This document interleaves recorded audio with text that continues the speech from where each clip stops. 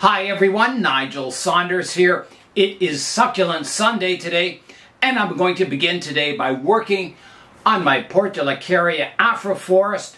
These trees are designed to look like the giant African baobab trees, and they're slowly getting there. Here is a close-up look at the forest. So it's been growing really well this summer. The leaves are a nice dark green color, which shows it's getting enough fertilizer. The internodes are a little long, which probably means I am overwatering it. That's what happens is you get a large space between the branches. If you drop your watering off, the growth is more compact. So it's always a trade-off between, growing it for creating thickness versus growing it for keeping the tree compact. So somewhere in between is ideal. I did a lot of work on the main tree, scarring up the trunk, and it got rid of that ringed look that you get on jades and Portulacaria afra. It makes it look more like an ancient baobab tree. So I think that was very effective. I did that with all the trees in the forest, and I think it's a good technique to use if you're creating this style of a tree. Today I'm going to be doing some maintenance work on the forest, pruning all the long shoots back, and some of the moss is starting to grow up the trunk on the main tree now, so I'll be picking that away, doing a general cleanup and tidy up of the forest. Sophie is working on a new pot for this forest, a ceramic pot.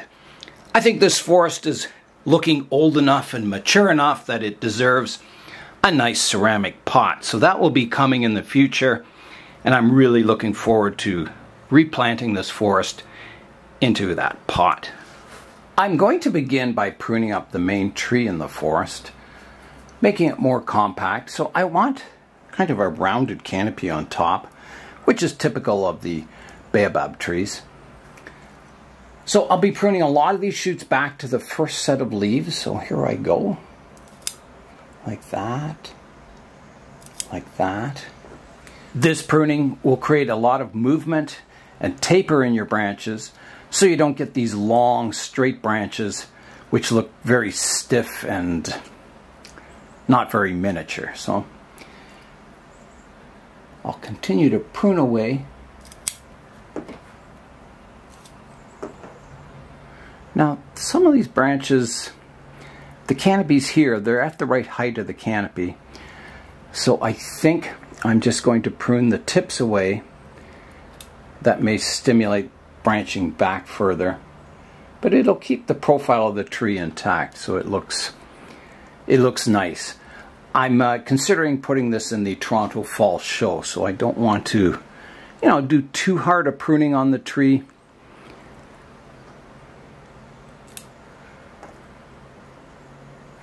Now this tallest part here on this tree does need quite a pruning. I want to keep that very compact, so I'm going back quite hard on this trunk line or branch line. I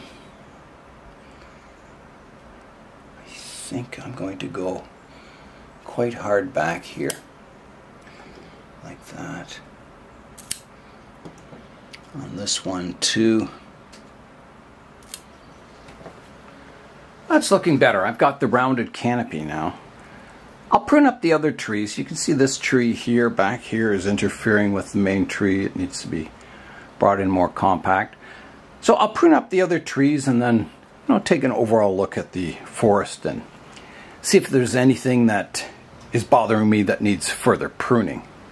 Here's a close-up of the scarring on the main tree, and I'm really happy with it. It really makes this tree look more like a baobab or an ancient succulent tree. Yeah, I think that's a technique that worked out really well. Alright, I'll just shorten all these other branches, keeping the tree very compact. You can see the long extensions on these trees at the back, so I'll prune them back, making them nice and compact. Now, the one over here has some large shoots. This one's growing in the inside. I'm going to take that branch right out, like that. And I'll make it more compact here.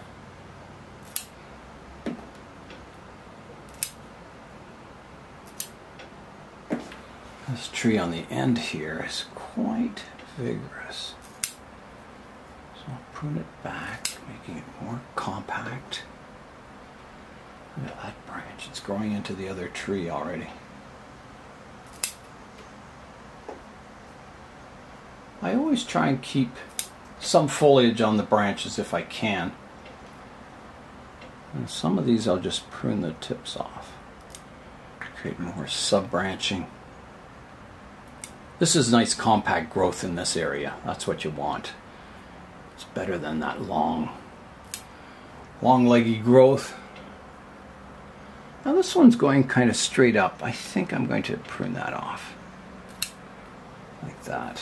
Creating a small rounded canopy. Okay. And when I'm finished all this kind of maintenance pruning, I'll step back and have a look at the trees and see if, there's more branches I need to remove. Kind of taking a look at the general style of the trees. When you're pruning, it's also good to look from above at the tree, and you can see, branches that are extending out way too far. You kind of want the overall shape to be an oval shape, longer left to right, shorter front to back. That's typically the shape of a canopy on a tree in nature. Yeah, so it's always good to look from above and see what's getting shaded out and see how the overall canopy's looking. All right, let's continue pruning away. I have finished the initial pruning of the forest. I'll show you what I took off. Here's a look at the amount I pruned off, and I think it's a fair amount considering that the forest didn't look, too overgrown. It just looked like it needed a light pruning here and there. Let's have a look at the forest now. I'm stepping back now, having a look at the forest. I think the growth on the main tree here looks a little leggy. It's a little long and straight. However, by pruning the tips off on this side, I should get some sub-branching in there that I can later prune back to. And some of the branching has already started down lower on those. So that will come. Once those grow out a bit, I can prune them back further. I want to kind of keep that rounded canopy for now. I'm just having a look at all the other trees. I think they're looking really good. That tree on the end is looking really nice. This one here has a bit of a stump on it. I'll show you a close-up of that.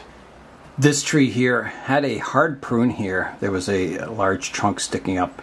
I pruned it off, and this segment is still alive on it. I was hoping, a new shoot would come out from that section, but nothing's come so far. It's a little unsightly, but it's not too bad. You only see it from low down, like kind of a low front view like this. Once you raise, you go up a bit. Let me just show you that. Kind of to this height. It kind of disappears behind the canopy. So I'm not going to do anything with that at the moment. A shoot could come out of that stub in the future, and then I can develop that. But for now, I'll just let it be. Looking at the forest overall, I'm very happy with it. I think it really conveys a typical African landscape with the baobabs. I'm going to have to do some work before the show on the stones, blending them in a bit, adding some bushes. A lot of touch-up works to kind of really detail the landscape. But today I'm going to tackle the moss that's out front, peeling it back from the base of the tree, and maybe trying out some tufts of moss, leaving tufts in place to look like grasses. We'll try it out on this section here and see how it looks. I'll start with the tweezers and just pick away the moss, taking it away from the base of the tree.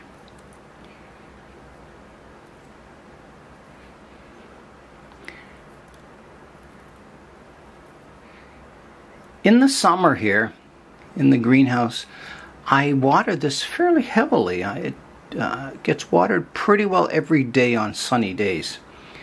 On cloudy days I don't water it. But if I know it's going to be a sunny day, I give it water and fertilizer in the morning, and then by the night it's pretty well dried out.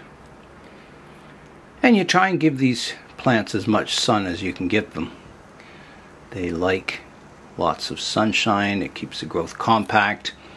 It keeps the leaves small.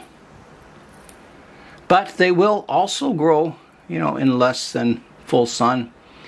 Sort of a bright, shady area, they'll grow fine. You've just got to be careful with the watering. You can't overdo it or you'll start getting root rot. And that's always a bad thing. But these are a little tougher than jades. They can take more water than a jade. And they get quite an extensive root system. Most jades, I find, grow a very small compact root system, very fibrous. But these Portulacaria afras, the roots grow more like any other tree. They grow long and they get woody and thick. They're great for root over rock, exposed root styles, because they get quite a good root system, an attractive root system. You can see the surface roots I've exposed already just by removing that moss.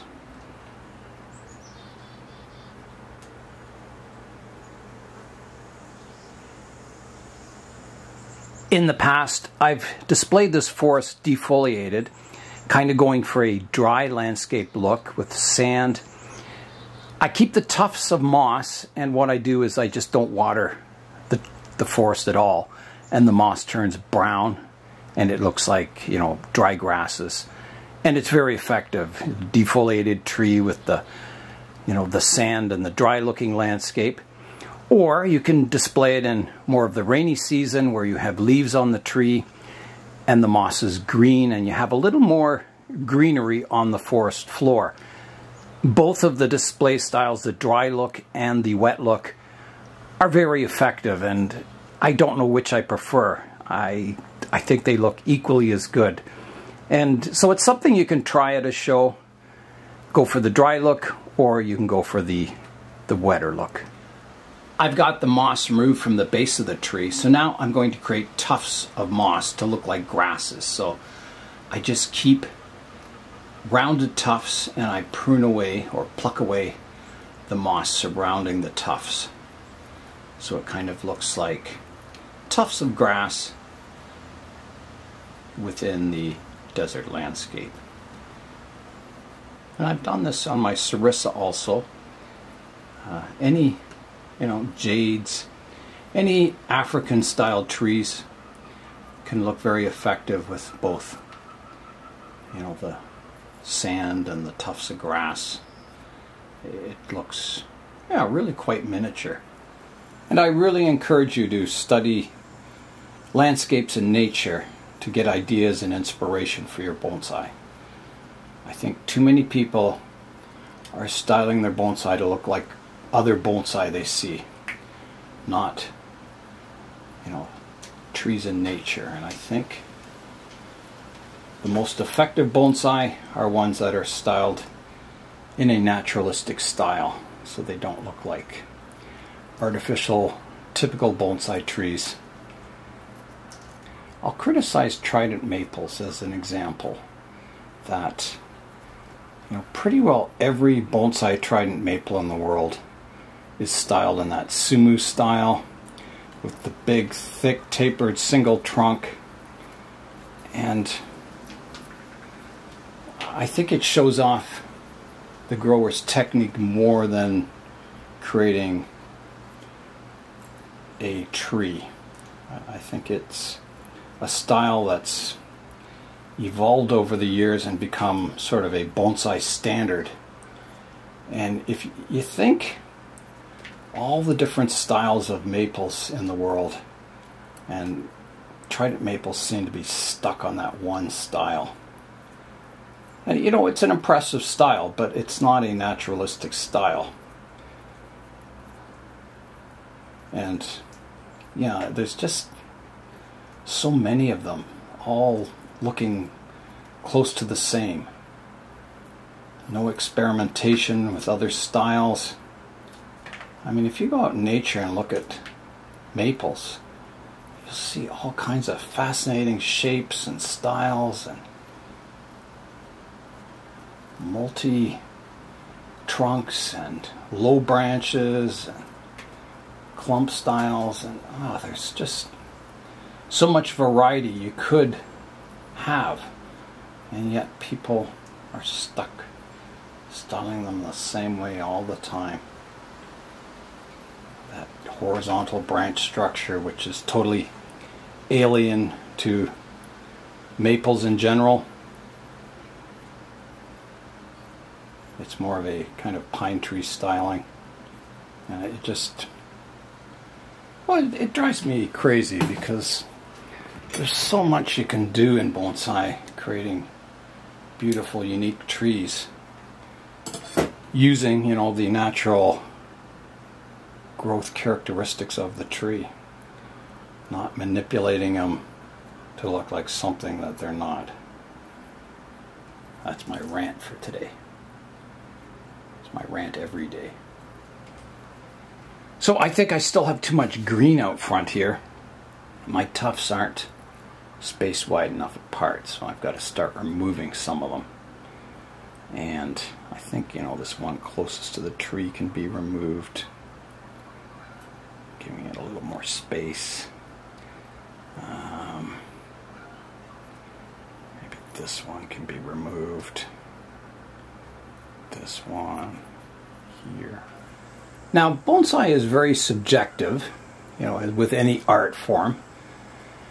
So when I say, these trident maples, that I wish people would explore some more natural forms with them, I appreciate them when I see them at shows and that. But to me, they look like cartoon trees.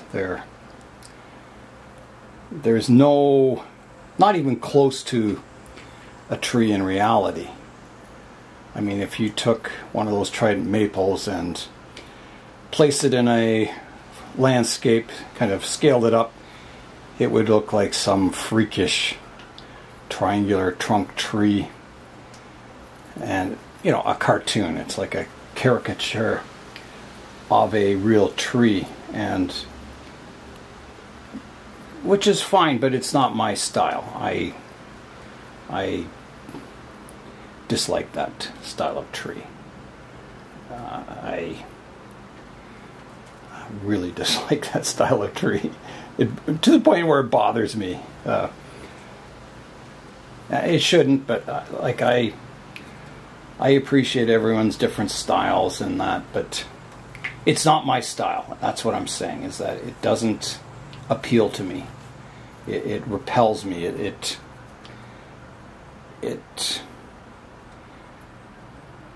the opposite of what I'm trying to achieve with my trees in bonsai. And I think it's also bad for the entire bonsai on a whole as a worldwide stage. I think people look at the trees and they go, oh, that's a bonsai, because it looks like a typical bonsai. It doesn't look like a tree in nature. And they start to associate bonsai with these freakish looking trees with, massive trunks and ramification coming out the ears, and I think when they see a tree styled in a natural form, they don't recognize it as a bonsai, but more of a miniature tree. And I think, if people are going to a bonsai show, maybe they expect to see bonsai, not miniatures. And I just, if that's your style of growing bonsai, good for you, but just be aware, the further you go away from nature, the more subjective your tree becomes, that there will be people who love it and there'll be people who dislike it. And if a tree looks like a tree growing in nature, you can't dislike it because it looks like a tree you see in nature. But if it looks like some freakish triangular shaped trunk with layered branches, I mean, there's no trees that look like that in nature, and people can like it or hate it. Not hate it, but dislike it. So you're kind of... And then, you know, you can make the argument, well, bonsai, if you make it look like a miniature tree, there's no art in it. It's just a replication of nature. I'm going to take that one out. And I have to disagree with that too. I think to create a natural looking tree, you have to study trees in nature. You have to know what a natural looking tree looks like. And then you have to have the skill and the artistic eye to go about achieving that form. And,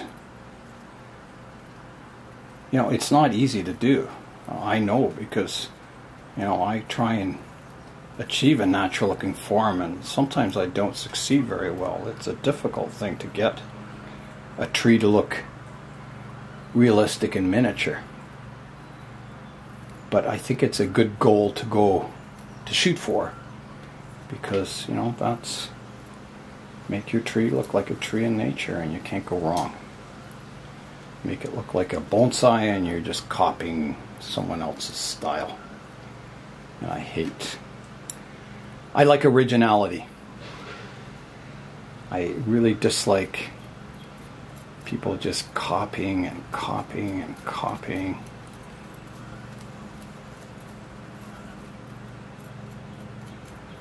So when I go to a show, if I see something original, it's like a breath of fresh air. It's so nice. If it's done well. There's a lot of original bonsai shows that just doesn't work at all. It's gone too far off the deep end sometimes. Okay, so I've left a few tufts here. I think it's looking better.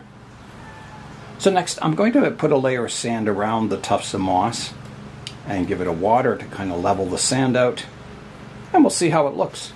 All right, here I go, placing the sand around the tree. And this sand is a mix of playground sand, washed playground sand, and white sandblasting sand. And that gives you a nice light tan color sand. The playground sand is too dark, and the white sand is too bright. So mixing them about 50-50 gives you a really, really nice natural kind of desert sand color. So I'm putting it on quite heavy here, and then when I add the water wash, or when I wash it with water, it'll settle down and expose the tufts of moss. And you know, the water wash, if it washes too much of the sand away, you can just touch it up. Keep working away at it. And this kind of work is usually just done before a show to make it look, you know, really nice and finished. So there's the sand just by itself. Now I'll wash it with water.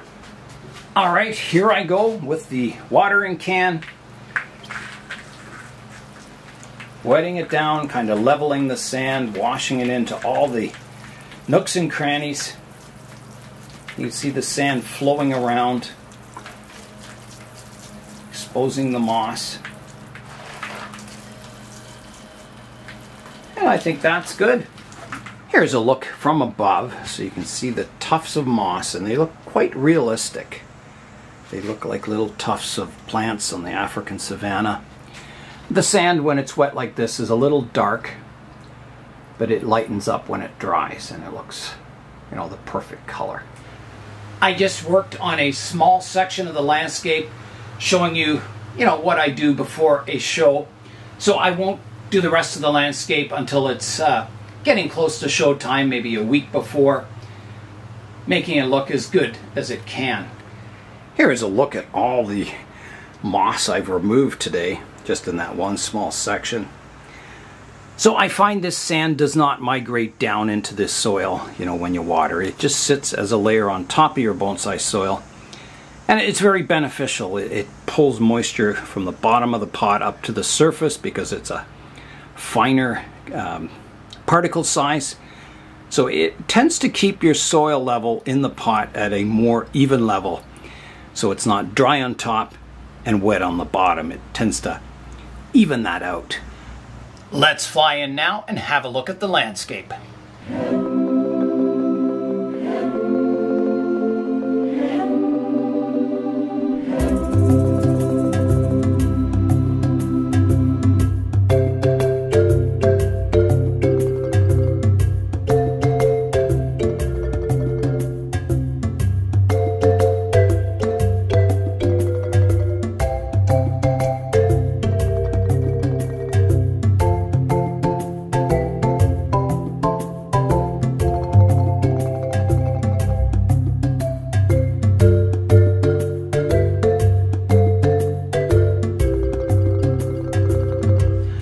I'm happy with the progress of my Portulacaria afra forest that's styled to look like the giant African baobab. It's a small tree, but I think it looks old and mature. It's time now for today's update. My update for today is my variegated jade plant. Someone was giving this away at a KW Bonsai Society meeting, and I've never seen, a jade that's variegated and it has like pink in the leaves and yellows, and it's very colorful. I haven't pruned this up yet. I did prune off some of the long shoots on it or branches on it to give away as cuttings. So today I'm going to give it its kind of first hard pruning, maybe the first of many. Here's a look at some of the colors on the jade, and there's times of the year where the colors are more pronounced than others. Yellows, the pinks, you can see some pinks back here. Yeah, a very colorful plant. There's a cutting of a Golem jade in there, a couple of them. We'll ignore those. Alright, here I go with the pruning, so I'll start. Oh, my tools are hot, they've been in the sun. I can hardly touch them. Maybe I'll put them in some water to cool them off.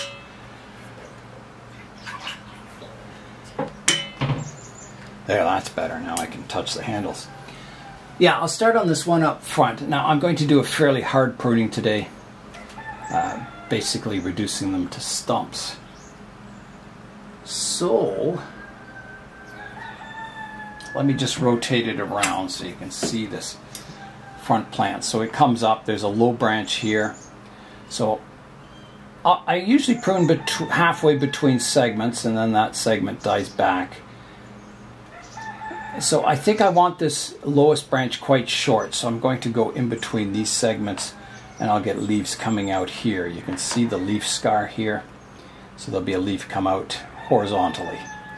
So here I go, a big cut. And I'll save these cuttings. I just let them dry out in the greenhouse here.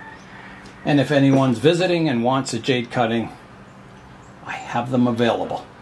This trunk here I'll prune back to here, a good hard prune. Like that. There's a branch out the side, I'll prune that back short also. And then the main trunk, I've already pruned a cutting off the top and it's sprouted already, and there's some branches coming out down lower. So this one I need to look at the style. Well, what do I want? I'm looking for a leaf scar facing the back here somewhere, because there's no branches on this side of the tree. And there is a leaf scar there, so I'll prune it off right here. Here I go. Just like that. So that gets that jade reduced to a stump.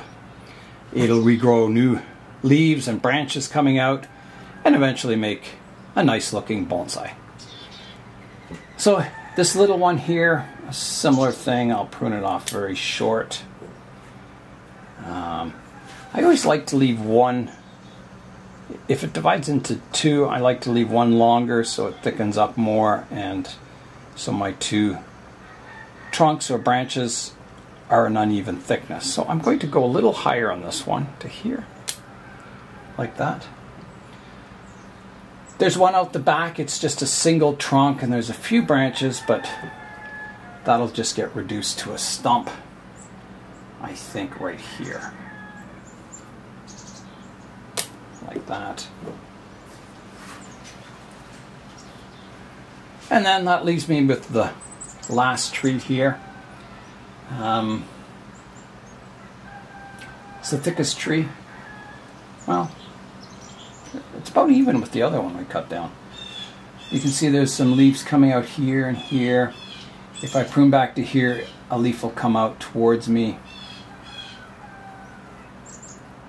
I think I'm going to keep those shoots and prune just above there, like this, like that. And then the other side, I've got to decide which do I want as the dominant trunk. And it makes sense to make this one the dominant one because it's taller and it already has some branching here. So I've already pruned this one off. I'll leave that. So I'll just prune this side back. And I think I'll go back to here. Like that. You know, leaving that one fairly tall. Now, I'm not really liking this straight section here. It doesn't have a lot of taper, it's got no movement, no branching. I'm wondering if I should go lower, you know, sacrifice this branching I already have to make it lower. I could, but I think I won't. I think I'll leave it as it is, and we'll just see how it develops. Maybe it's, you know, maybe this one will be grown into a larger tree, and this will be a smaller tree in the forest. Maybe they'll just be single specimens someday, who knows. So that's it. That's the pruning of my variegated, maybe it's a fire and ice jade, I don't know what it's called. Yeah, that concludes the pruning of that forest. I have the cuttings drying here in the greenhouse. So I've placed them here, standing upright. And they can last for at least a month before you need to plant them. They eventually will shrivel up and die, but they'll stay fleshy for quite a while. I would wait at least a week, maybe 2 weeks before you do plant them to give that cut point time to callus over and heal, and then you can plant them and they'll root and grow into more trees. Last week I started the work on the plant room. So you can see this is normally where my outdoor studio for filming is, and it's gone. I moved all that scaffolding indoors, so I began an update to that, so I'll show you that. If we go outside the greenhouse here, I used to have the bench here where I did all my video work in the summer outdoors, and as you can see, it is no longer there. So I was thinking of using the scaffolding to build the shelves in the plant room, and then I can replace this with a regular bench out here. I had 2 sets of scaffolding, one that held the backdrop and one was my workbench. So I've moved one into the plant room already. Let's go have a look. I measured up the length of the scaffolding and it does fit against the back wall, which was nice. I wasn't sure. So here's a look in the plant room now. So there's my scaffolding here. So I've got my front bench by the windows with the flood tables, the scaffolding here, and I could put shelving boards across these rungs here and go quite high. I can hang lights from the ceiling and from underneath these shelves. I'm hoping the next scaffolding fits in here nicely, so I have a bit of an aisleway between to get at the trees in the corner here, and when the scaffolding's here I can get at that one. The only downside is this corner back here by the window. It's a little hard to get in there. So what I do is I put all my succulents in that corner because they don't require much water or hardly any water at all. So they're kind of neglected in the corner here, and these other flood tables I can reach easily with the watering can. We are over the halfway point of summer, so I thought I'd better get the plant room all set up, ready for fall, so I'm not rushing around at the last second trying to fit trees in and set it all up. So yeah, it'll be exciting to get everything in place in here, all my shelves and yeah, all the lights hung and everything working. So in fall I can just bring the trees in, set them up, and they'll be good. I have got the second scaffolding in the room here. So here's the layout. So the one over on the end wall, the one on the back wall here. I have room for my water barrel here. I have to have my water barrel near the doorway because I fill it up in winter and I don't want to be going into the room just to dump buckets of water in the water barrel. So that's got to stay there. So there's a lot of space in the aisleway here. Too much. So I'll have to put maybe another shelf unit or something down here to fit more trees in. So I'll be putting, you know, a platform across these beams. Then I'll have running across here, I think, a 2x4, and I'll hang my lights off of that. And then I'll put another platform up top and hang the lights from the ceiling for that one. That way I'll get two good high areas to put the plants. And I think I'll be able to fit them all in. Sure hope so anyway. I guess I'll find that out in fall, but I better make as much space as I can in here because I have a feeling I will need it. We're back to present day now. So in this area, I'm going to buy 2 of those plastic folding tables. I think they're 6 feet long. I don't know what that is in centimeters. And they'll go here as more bonsai benches. I've been doing all my video work in the greenhouse, and I prefer to do it in the greenhouse. You don't get wind noise. It helps drown out the noise of lawnmowers and that.